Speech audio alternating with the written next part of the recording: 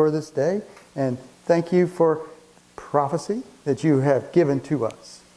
And bless us, please, as we study this tonight, I pray. Amen. Daniel 11 is very detailed. It's an amazing chapter. It covers world history from Daniel's day all the way to the coming of Jesus.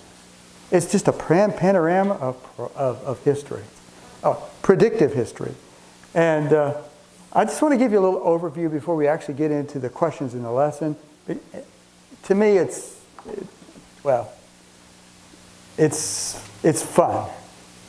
Talk about Daniel 11 is just plain fun. Now, I wish we had 5 or 6 hours because I have enough material to cover at least 6 hours of this. We're going to have to skip around. We just don't have time for that. But I want to go over real quickly. I want to start. Have you ever started, when you read a book, have you ever started at the last chapter? Yeah, I like to do that too. What's the punchline? I want to do that tonight. I'm going to start off with one of the last verses, Daniel 11:40. Daniel 11:40 says, at the time of the end. So, the climax of history is in verses 40 to 45. 40 to 45. It's chapter 11, verses 44. It's a climax of history. At the time of the end. Now, we've discovered the time of the end. It starts, what year? Okay, that's the end of time. But there's a specific marker for the time of the end. It goes from 538 to 1798, right? Yes, because it's 1260 years of medieval period when the little horn controlled the world. So at the time of the end, the king of the south shall attack him. Who's him? All right, let's look at the next verse. The king of the north. And the king of the north shall come against him, the king of the south. All right? Now, I want to mention something here. At the time of the end, the king of the south shall... Now, the King James says push. Well, there's a Hebrew word behind that word push. It's called nagash. And nagash specifically refers to a bull goring a matador. So the connotation is to kill. It's to kill. It's to annihilate. And that's exactly what's going on in verses 40 to 45. Because it says the king of the north comes like a whirlwind with chariots, horsemen, many ships. Now, these are symbolic, but this is talking about warfare. Okay? I mean, we don't use those now, but they're symbolic. He shall enter the countries. Who? The countries of the king of the south. And pass through them. Conquest. So, some observations about these verses. Number one, there is a colossal final battle in Earth's history. Now, this is not the Battle of Armageddon. The Battle of Armageddon is a battle between Christ and the forces of Satan that have marshaled themselves. That's the very last battle. But before that, there is what is called this colossal final battle between the king of the north and the king of the south. Now, both the king of the north and the king of the south are evil powers. They're both evil. Neither one of us is righteous. Now, the Battle of Armageddon, we have Christ. He's righteous. And you have the forces under Satan. They're evil. It takes place in the end times. It hasn't happened. Well, I won't comment on that. It takes place in the time of the end. Now, what's fascinating about this is the king of the south initiates the battle. The king of the south is the one that pushes, that attacks the king of the north. But then the king of the north counterattacks and annihilates. And I want to emphasize, annihilates. Cleans the clock of the king of the south. Total conquest. You know, it's kind of like when Alabama plays some no-name team. It's 98 to 0. Right? The king of the north just annihilates the king of the south. And I want to emphasize that. Total conquest. There's no compromise here. There's no peace treaty, gone. And the king of the north becomes the undisputed ruler of the world for a while. For a time, until Jesus comes. Right? Yes. So let's ask some questions. Who is the king of the north? Who is the king of the south? Is this battle taking place now? Or in the future? Or both? Is it a literal battle? Or a spiritual battle?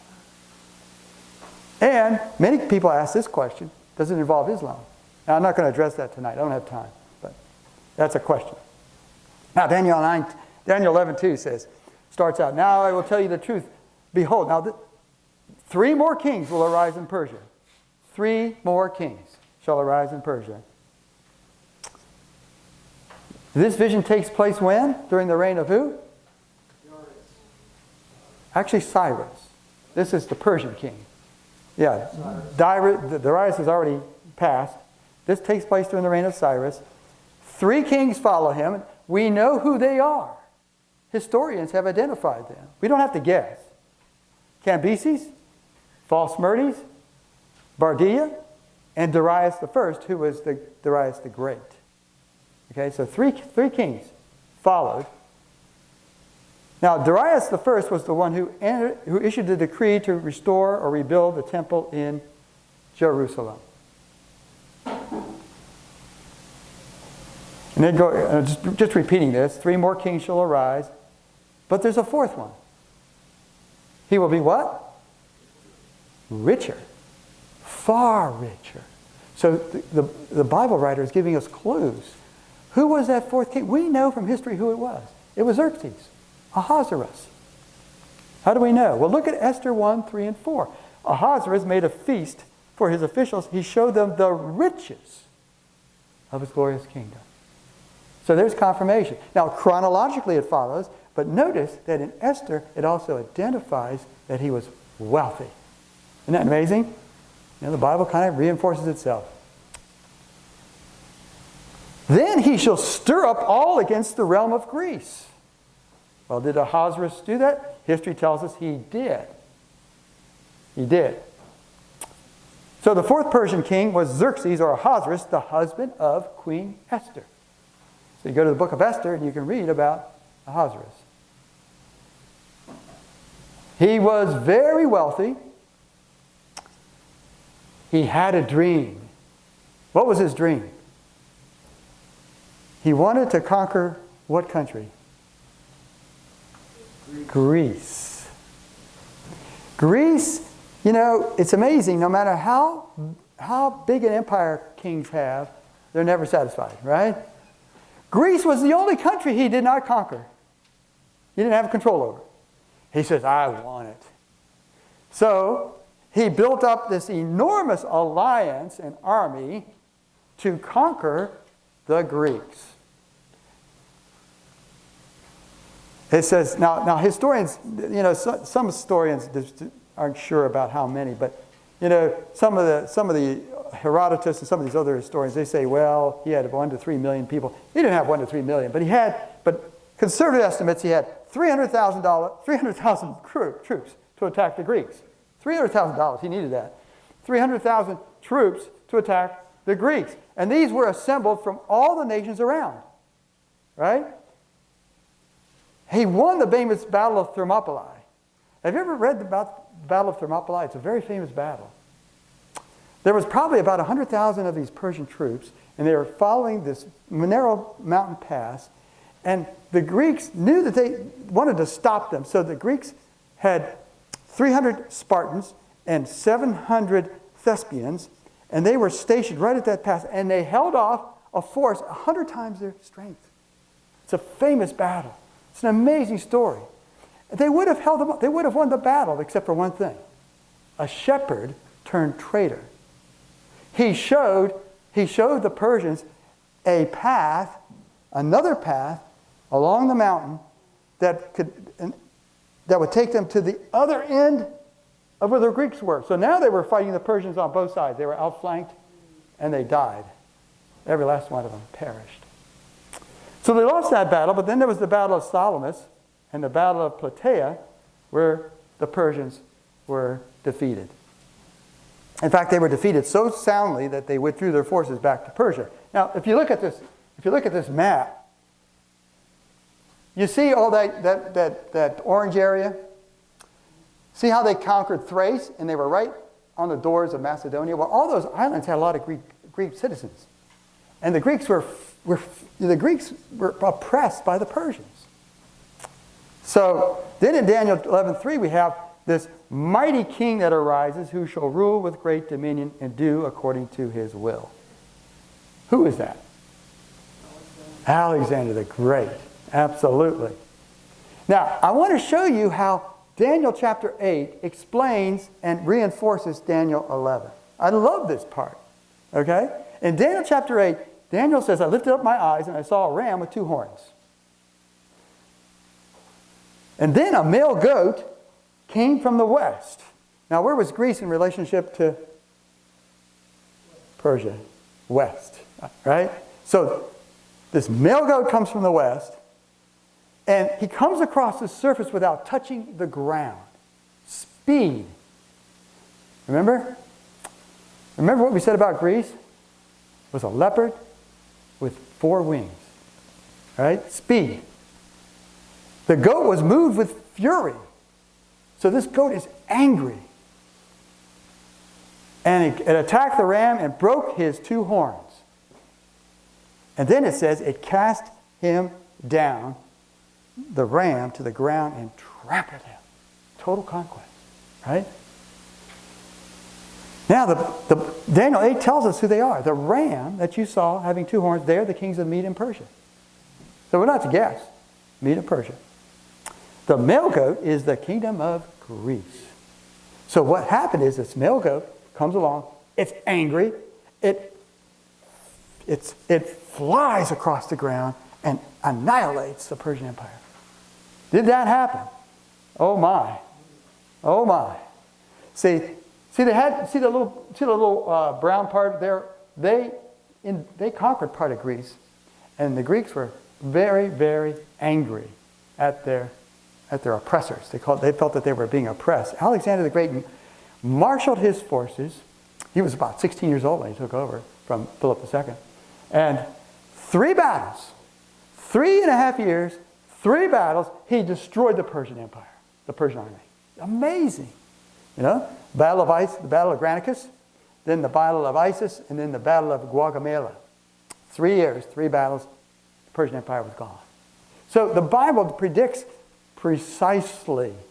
What I admire so much about Scripture, about this prophecy, is it defines in detail how the Greeks conquered the Persians. And there was a large horn that's between his eyes. That's the first king. Well, we know who that is. So Daniel chapter 8 explains Daniel 11, 3 and 4. It describes, now this is the part, there's 3 points here. It describes the anger of the Greeks. Now, historians tell us that Alexander the Great was furious with the Persians. He was going after them. He was going to, it was time to settle affairs. He was furious with the Persians. It describes the anger. It describes the speed of his conquest. And it describes his complete destruction of the Persian Empire. How many countries do you know just conquer another country, a major power, in 3 years? You know? How many years was in the United States and Afghanistan, right? So it's just remarkable. It's just remarkable. And then in Daniel 11 verse 4 it says, when he, which is Alexander, has arisen, his kingdom shall be broken up and divided to the 4 winds of heaven, but not to his posterity. Alexander had no sons.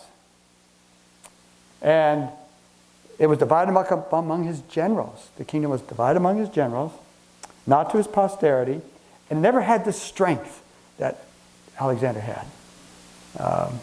His kingdom shall be uprooted, even for others besides these. Well, we saw that the great horn was broken.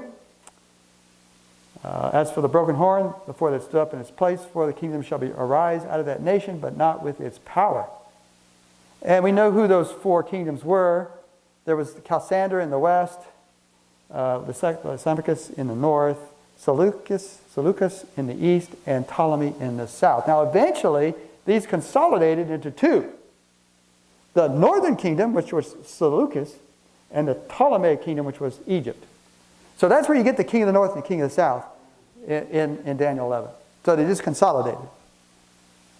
So now let's go back to the lesson. I want to get you the little introduction. According to Jesus, what is the basic purpose? One of the basic purposes of Bible prophecy.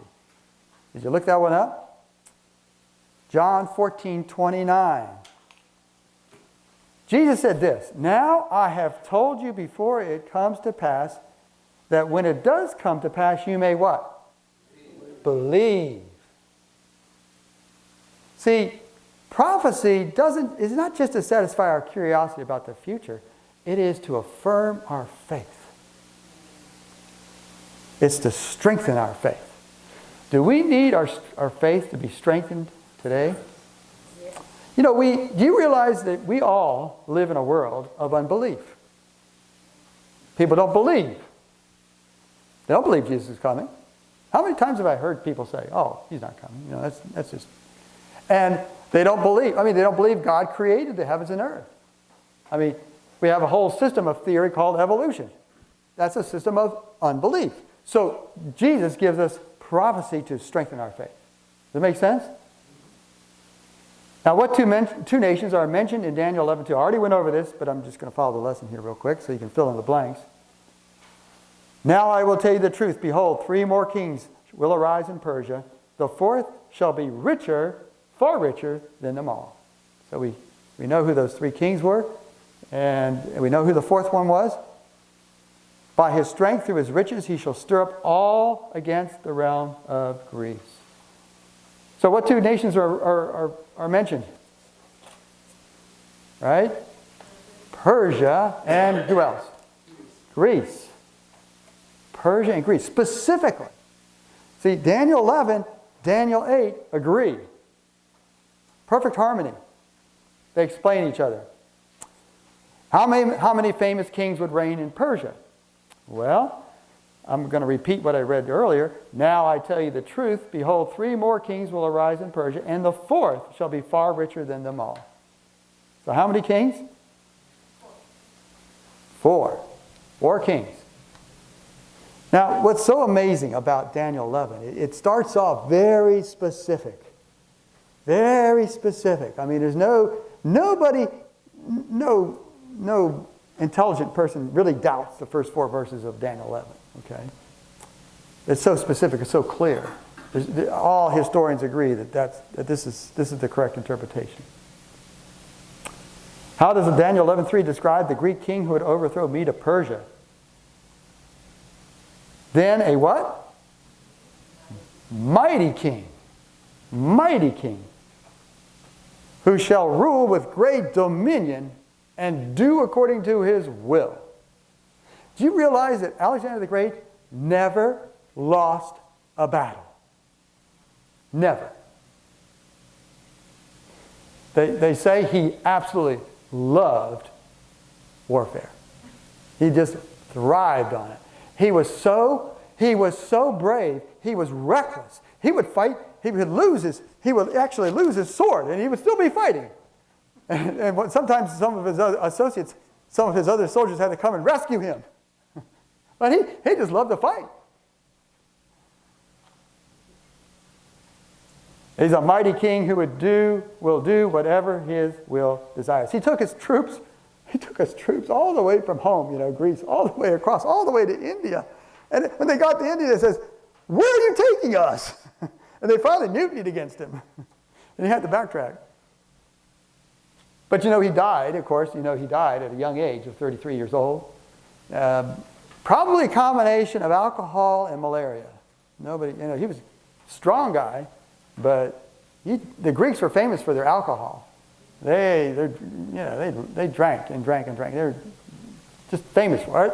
But you combine that with malaria, and you've got a toxic, fatal combination. And he died at 33 years old. Who is now, folks, I wish we had a couple hours to go through verses 5 all the way through 19. It's fascinating stuff. It's all about the battles between the Seleucids and and the Ptolemies, the kings of the north, king of the south. It's amazing detail. But that would take a couple hours. So we're going to have to skip. And it gets me emotional pain to do this. But I'm going to do it because we don't have time for that. But I might need resuscitation here. But in verse 19, it talks about Julius Caesar. It really does. Now, you'll have to look it up yourself.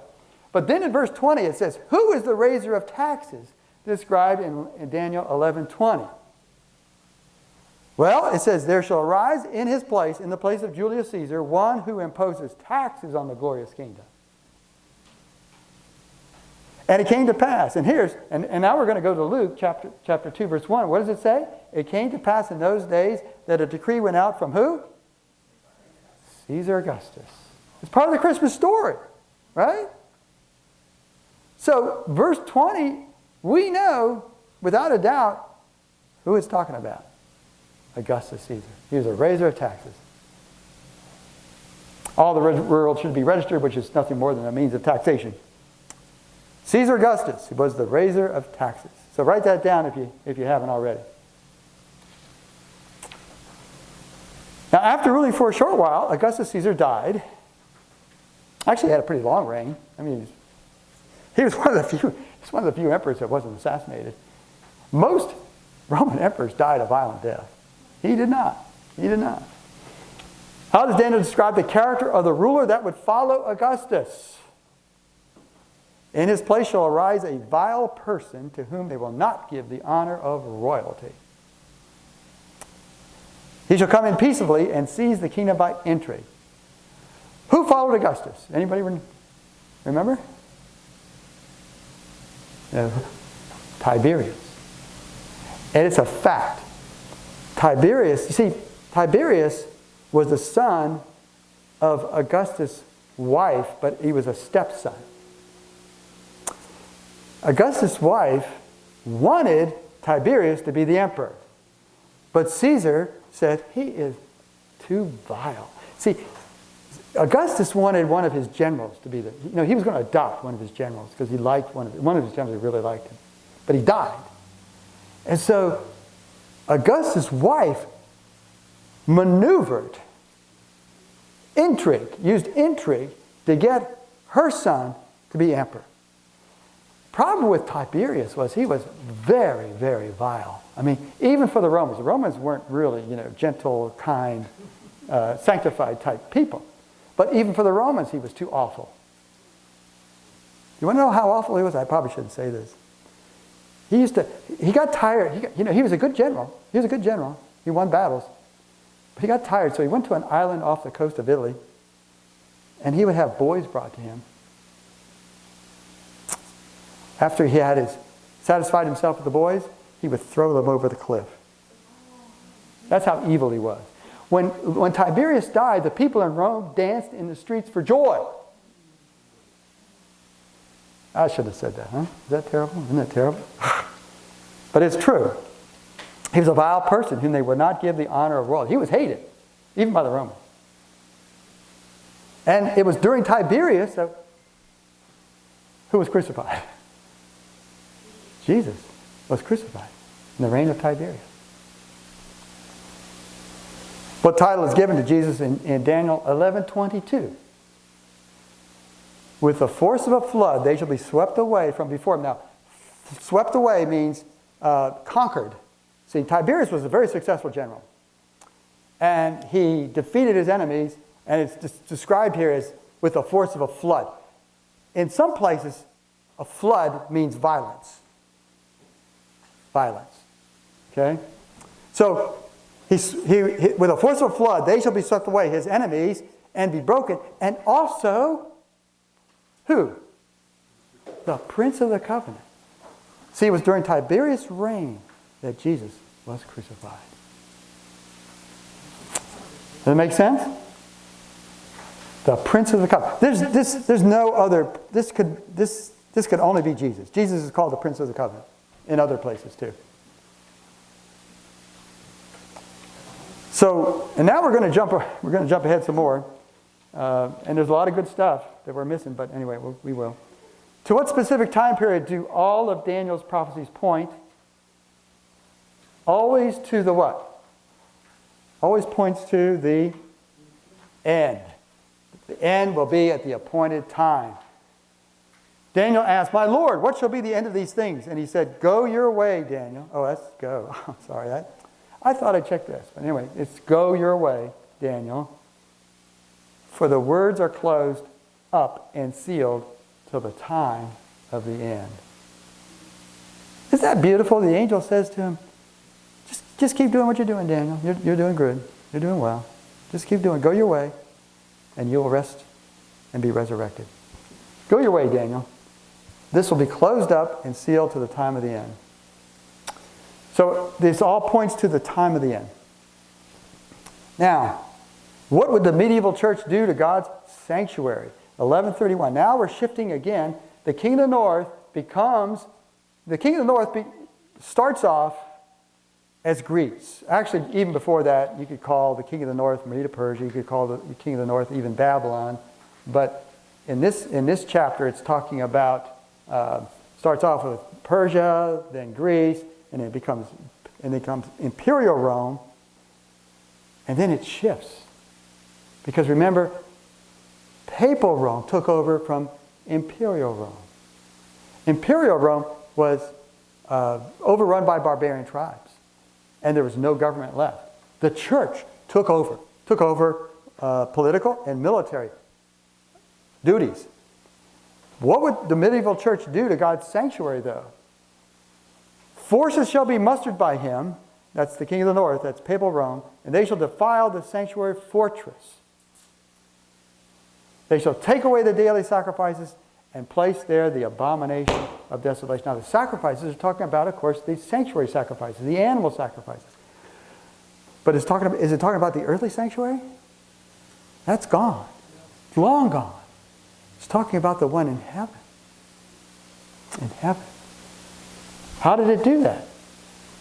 How did the medieval church take away the sacrificial system in the heavenly sanctuary? Well, remember, Jesus is our high priest. He went into the most holy. He went into the holy place. He's ministering now in the most holy place. He is applying his blood, figuratively, to us to cleanse us from sin. The medieval church taught people to pray to who? The saints. People. Dead people. It taught them to seek forgiveness from who?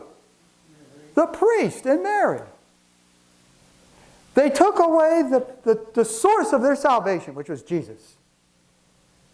And it was all done for power and money. Those are the two reasons.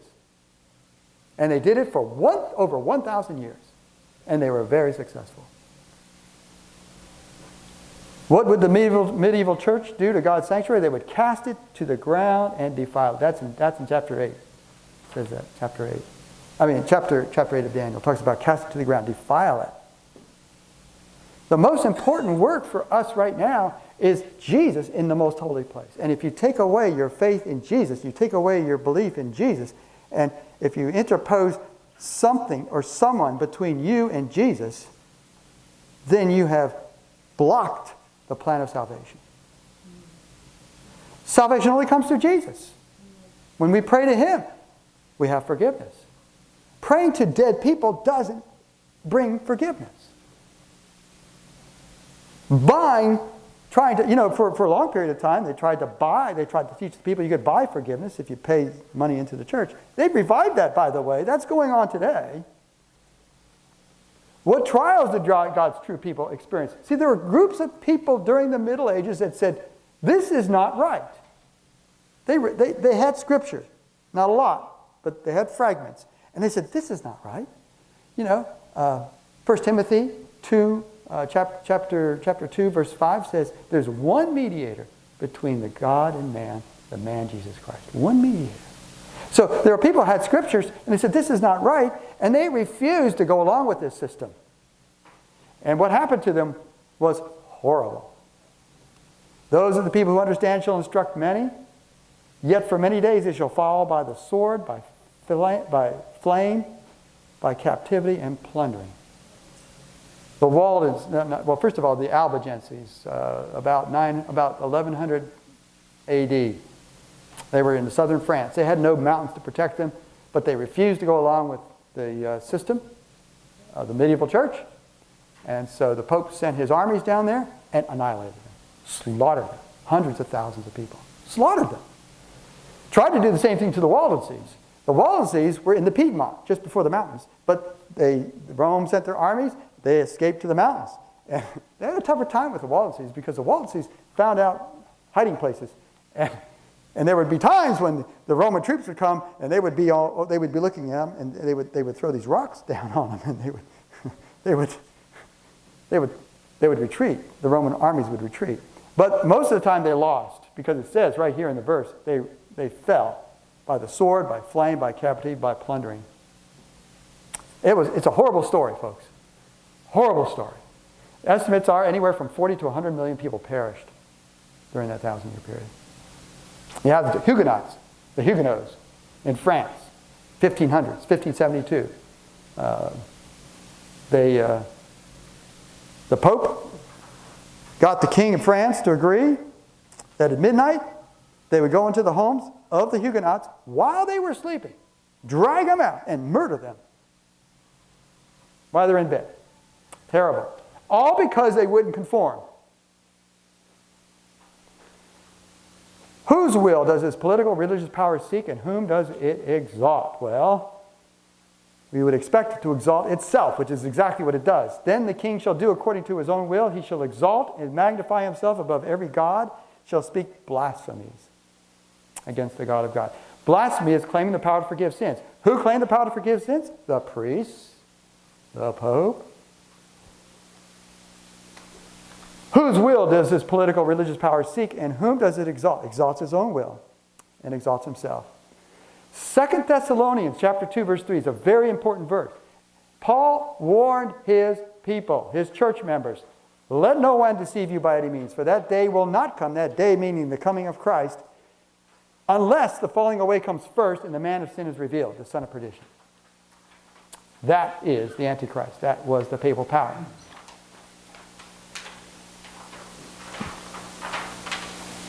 Who opposes and exalts himself above all that is called God or is worshipped, so that he sits as God in the temple of God, showing himself that he is God. For the mystery of lawlessness is already at work. You know, the church was in its infancy. It had just been birthed, and Paul could see already that the desire for power and money would lead to terrible, terrible results. You could see it. You know? Sin was already bearing fruit. Counterfeit worship flows from Rome. How true. Whose will did Jesus continually seek? Now here we have the opposite. Jesus sought whose will? We know it was the Father's will. He said, "Oh my Father." In the Garden of Gethsemane he said, "Oh my Father, if it is possible, let this cup pass from me. Nevertheless, not as I will, but as you will." Jesus in his humanity got to a point where he said, ouch, this is more than I don't know if I can handle this. He saw what was going to happen. He was going to be crucified. He was going to experience God's wrath. And he said, God, oh my Father, is there another way? Is there another way? But he said, not my will, but your will be done. And he said, he submitted. The Father has not left me alone, for I always do those things that please him. So he always did the will of the Father. That's the answer to number 12. What two kings do battle at the end of time? Well, we saw that. We talked about that, but it's in your lesson. I want you to you can put it down. At the time of the end, the king of the south shall attack him, the king of the north. The king of the north shall come against him with like a whirlwind, with chariots, horsemen, and many ships. He shall enter the countries and overwhelm them and pass through. So you have the king of the north and the king of the south. And these, remember, what's literal and local in the Old Testament, in the beginning of Daniel chapter 11, becomes universal and spiritual as we come to the end of time.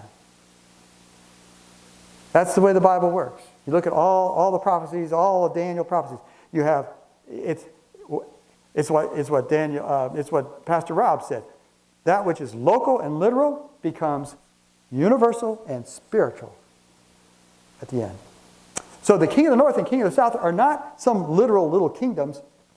They represent spiritual, powerful systems. Now, Babylon was the original enemy of Israel. Of course, Egypt was even before that. Egypt was their enemy too.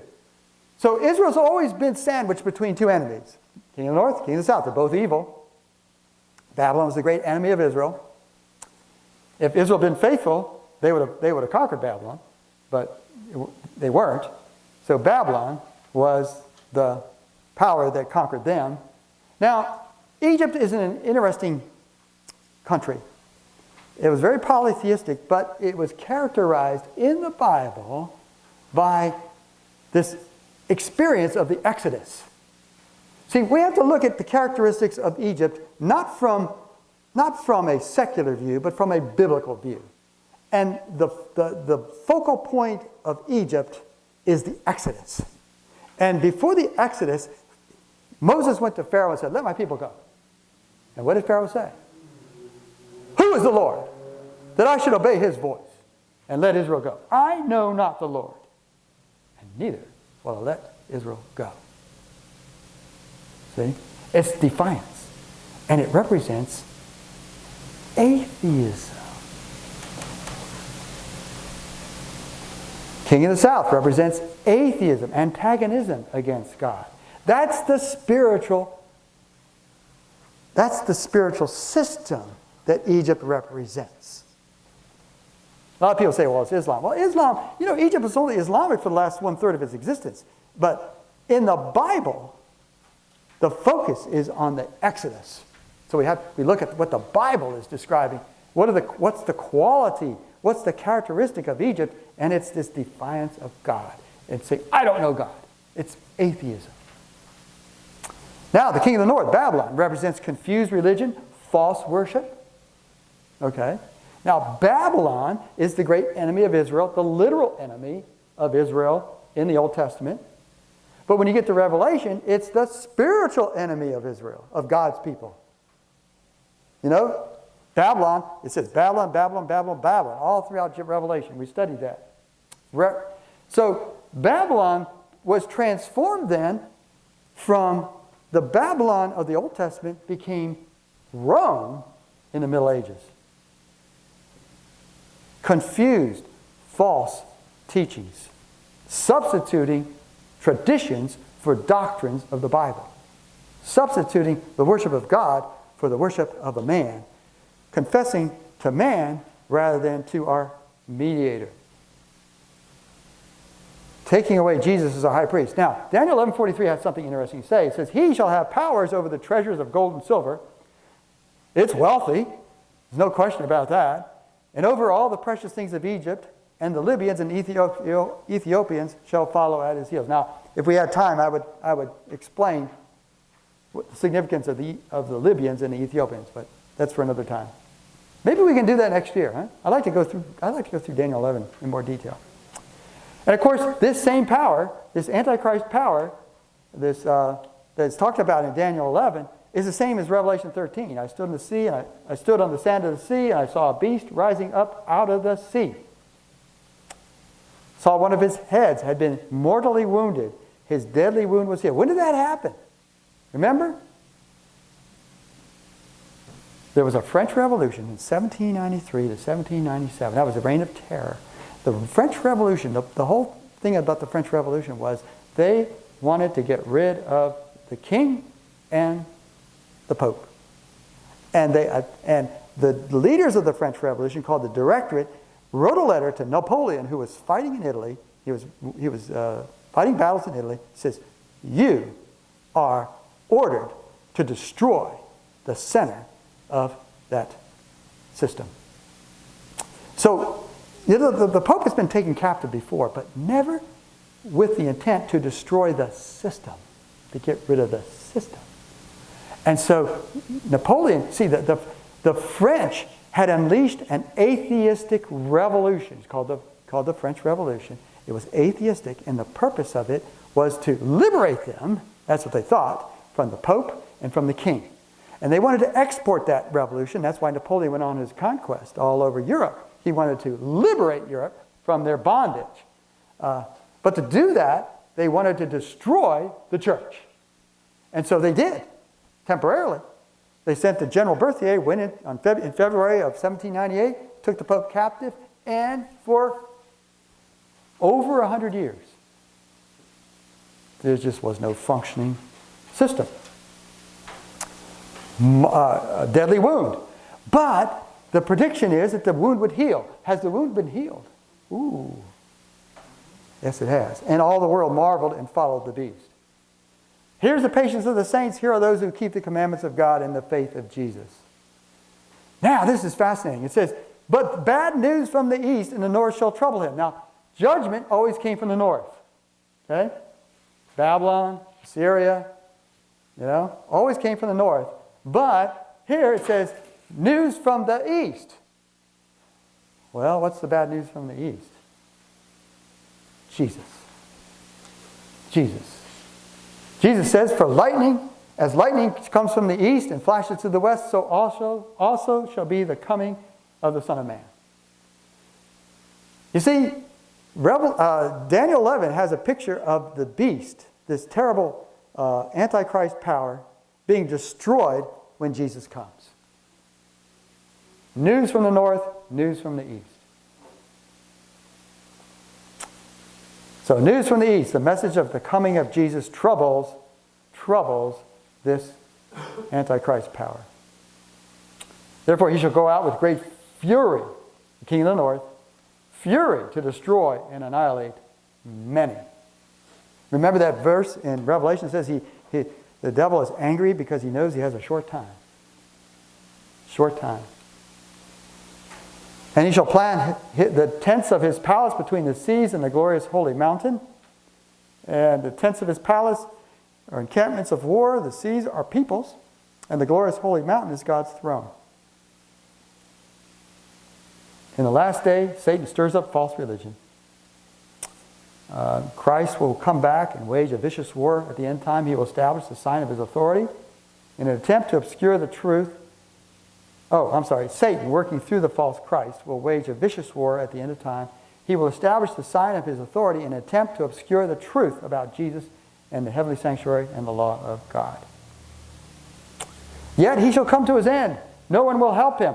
So the king of the north rules the world for a while. Rules the world. Has total control. We've heard about one world government. It's coming. But it's not coming where people think it's coming. There's going to be one world government, but it's going to be the king of the north. But he will come to his end because Jesus will destroy the king of the north. When false religion combines with the state in a mighty false religious revival, what will trouble this movement? Well, we read that. News from the east and the north will trouble him. You put that down in your notes. News from the east and the north. How does King Jesus describe both the direction and glory of his return to deliver his children? For as lightning comes from the where? East. Flashes to the west. So shall also be the coming of the Son. Now, many people ask me the question, how's that possible? How's everybody going to see Jesus coming? How's that? God is God, right? All things are possible. We don't have to figure that out. He will. As lightning comes from the east and flashes even to the west, so shall the coming of the Son of Man be. Sorry about it. Took a little extra, but anyway. Any questions on this? This is fascinating. I think it's just fascinating stuff. It's just every time I read Daniel 11, I go down to Daniel 11. I go to that verse 40. At the time of the end, the king of the south attacks the king of the north. Now, we could spend a lot of time talking about how that happens, but we'll wait on it. We'll talk about it some other time. How's that look?